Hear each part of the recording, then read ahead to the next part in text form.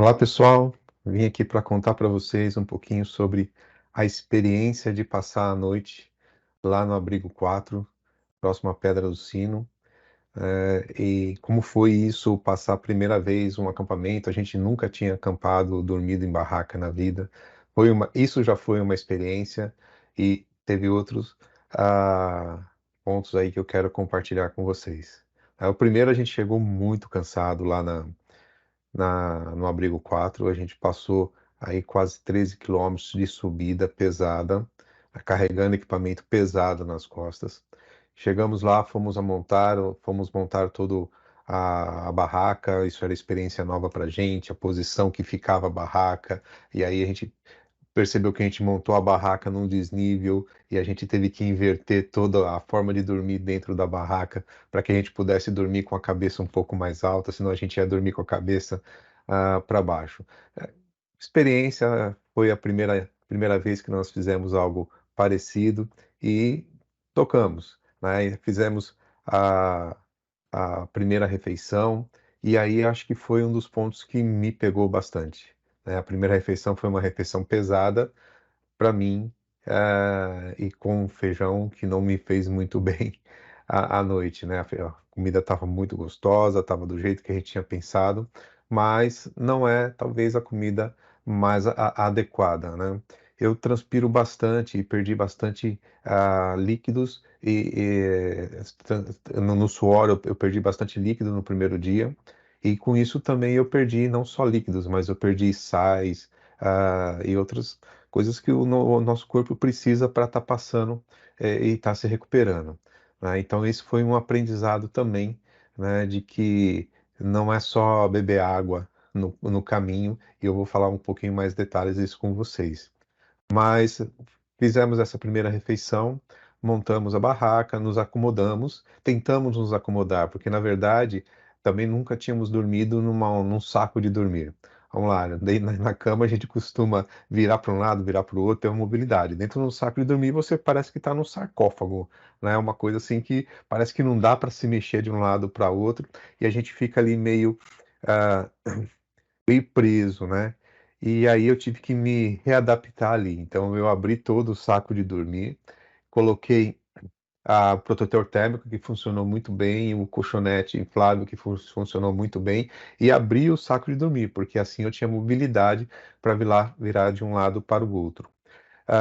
Bom, iniciamos a noite, nos acomodamos da forma como podia, mas aquele feijãozinho não me fez bem. Eu talvez a carne que colocamos aquela carne do Zapsa, algum nome assim, dentro no arroz, aquilo ficou muito pesado para mim. E eu comecei a ter fortes refluxos durante a noite, passar a ter engasgos com aquela comida pesada que comemos à noite. E isso já começou a ser uma dificuldade para que eu pudesse dormir, né? E esses refluxos foram tantos durante a noite que até chegou a machucar aqui meu esôfago, e passei uma semana recuperando eh, desse machucado aqui no esôfago. Então passei a noite não foi boa, a noite não foi legal. Já teve que passei praticamente a noite acordado, né? E além no meio da noite, além dos fortes refluxos, eu também com uma vontade danada de urinar e não queria sair para porque o frio era muito forte, o frio era muito intenso. Eu tinha que ficar debaixo do saco de dormir aberto, tinha que ficar ali e a noite era o frio muito intenso, né? E aí uma vontade muito grande de urinar e eu não queria abrir a barraca. Até que uma hora não deu, eu falei assim, eu preciso ir. E abri a barraca e fui. Para minha surpresa, estava muito frio, temperatura próxima de 0 graus. Só que por não estar ventando, eu não senti tanto. Estava bem agasalhado, então não senti, consegui urinar, voltei para a barraca e consegui, então, descansar um pouco ali. Mas isso já era de madrugada, coisa de 3 horas da manhã, né, que eu consegui realmente começar a dormir um pouco, né? Então, assim, a noite primeira já não foi muito boa e eu fiquei com o estômago muito ruim já nessa primeira noite. No outro dia cedo, acordamos, fomos prepararam café da manhã, né? Comi pouco porque eu estava com o estômago realmente bem ruim. E preparamos tudo, guardamos todo o equipamento, montamos as mochilas, o pessoal foram saindo, acabamos que saindo um pouco tarde. O pessoal foi ver o nascer do sol na Pedra do Sino, nós não fomos ver esse nascer do sol. E nesse que vai e volta, a gente acabou saindo já do Abrigo 4 umas 9 horas da manhã. Então foi aí que começa a nossa jornada. Daqui para frente eu vou mostrar para vocês as fotos, alguns vídeos que nós fizemos, mas esse trecho já era esperado que era um trecho bastante técnico, um trecho que a gente ia ralar bastante. Então, por ser mesmo sendo um percurso menor de 8.500 metros, a gente teria ali vários obstáculos, como o cavalinho, como o elevador, o mergulho e pontos. E acho que eu vou falar um pouquinho mais no final do vídeo sobre o que a gente passou nesse dia. Mas aqui nesse momento, nesse início de vídeo, a gente tinha toda a expectativa de como que seria esse dia. No final do vídeo, eu conto para vocês como que foi esse dia. Até lá. Fique aí com as imagens que são. É um dia extremamente belo e extremamente superação, de superação total. Foi esse dia. Se pudesse falar o que foi esse dia, é beleza e superação. É isso aí que vocês vão ver daqui para frente. Até o final do vídeo.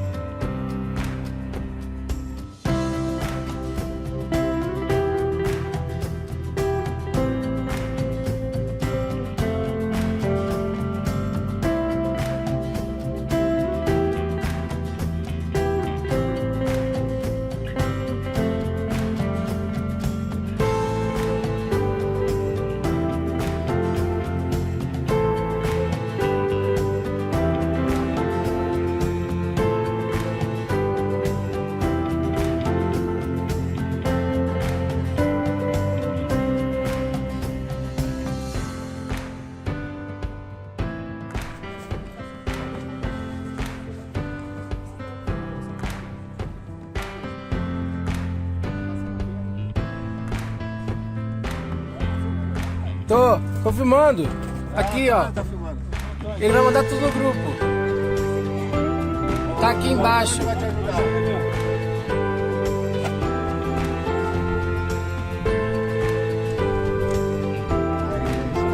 Ó, rapidinho, ela é grande. É brava. Orgulho dessa mulher, gente.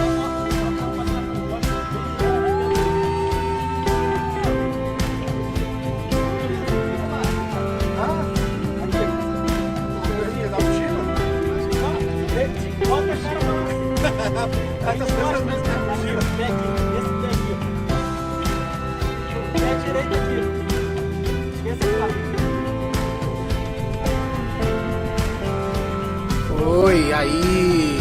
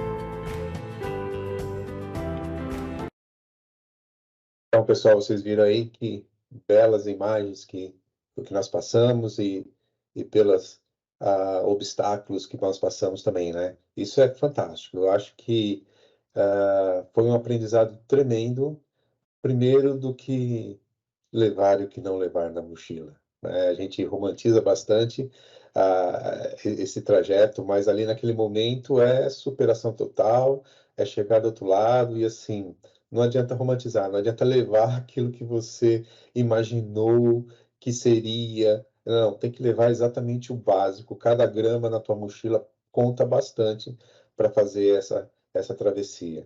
Então, contando um pouco dessas imagens que vocês viram, os obstáculos primeiros, as partes mais técnicas, eu imaginava que seria muito mais difícil e assim, não foi. Com o apoio do Júnior, que é nosso guia, o do Alê, nosso guia também, muita responsabilidade deles, a gente passou por esses obstáculos aí de uma forma muito tranquila. Para mim, o que pesou bastante, primeiro, que a alimentação minha não estava bem, né? E teria pensado numa alimentação diferente, uma alimentação que fosse mais leve e numa alimentação que repusesse mais a energia, mais carboidratos, por exemplo, seria bem útil para a gente, né? Então, assim, isso pesou bastante, porque nesse percurso eu perdi bastante líquido, perdi bastante sais e não tinha nada para recuperar isso. A gente fez alguns lanches, mas andando, a gente não para há muito tempo para comer e a gente foi caminhando e isso me fez muita falta. Achei um momento que eu comecei a ter momentos de fraqueza, porque eu não estava repondo nada, só estava perdendo. E aí, a hora que chegou, que eu aprendi o que é ser companheiro nas situações difíceis, né? Então, assim, todo o suporte do pessoal ajudando e, de repente, apareceu um carbogel e tomei esse carbogel, apareceu a isotônico em pó, né, que eu recomendo bastante esse isotônico. A Aline Alvim levou esse isotônico aí, ele é fantástico, porque você leva ele em pó e você não dá para ficar carregando isotônico já pronto na mochila, que isso é pesado. Então, se você pega a água de uma fonte, usa esse pó e coloca lá, você faz isso. Isso repõe não só o líquido que você perdeu, mas repõe também todo os sais que você perdeu e recupera bastante ali dentro do isotônico também tem carboidrato que te ajuda bastante. Então, assim, chegou um momento que, como eu não estava me alimentando direito, estava perdendo bastante líquido, perdendo bastante sais, eu cansei bastante, tive que parar, né? Mas aí o pessoal que levou corretamente, a gente chamou de veneninho, mas não é veneninho, é simplesmente isotônico, mas aquilo me deu uma energia de novo que fez com que eu recuperasse e conseguisse continuar na trilha, né? Então ali eu entendi o que é companheirismo, as pessoas ajudando, o Alê, fantástico, ajudou bastante, a Ana Paula, o Antônio também me ajudaram bastante com os pesos e eu pude, e a Aline e o Júnior com os veneninhos, eu pude me recuperar ali e ali eu fiquei muito bem e recuperei e a gente continuou na trilha.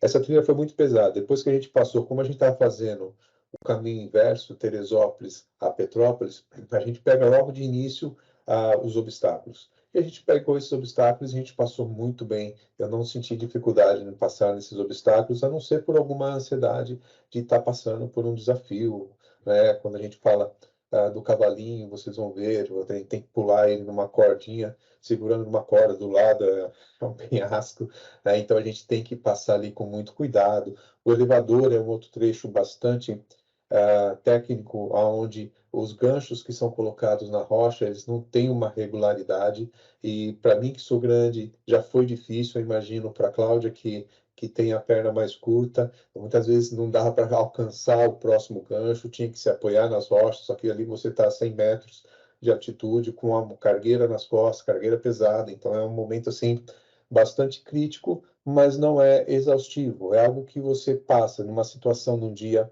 bacana e a gente também percebeu depois que todo esse momento que a gente passou sempre em condições muito boas de climáticas, né? Eu imagino que numa condição dessa, fazer isso com chuva ou com alguma outra situação de vento, isso vai se tornar muito mais difícil do que foi para a gente. O desafio maior, na verdade, foi depois que nós passamos o elevador. O sobe e desce, a subida em rochas e descidas, descidas, descidas. A gente olhava, se eu estou descendo tudo isso, eu vou ter que subir tudo aquilo de novo, e a gente foi indo assim. Esse percurso que normalmente as pessoas fazem em 8 horas, nós fizemos em 12 horas. Então é um percurso que para nós desgastou bastante, né? Mas que a gente conseguiu superar com o apoio aí do pessoal nos ajudando, nos apoiando, a Miriam sempre junto da gente, o Flávio sempre junto da gente também, né? A Aline puxando a gente para frente, né? Então, assim, deu para entender muito bem nesse segundo dia o que é você fazer e superar junto. Não superei sozinho, né? Eu e a Cláudia, a gente não superou sozinho esse desafio.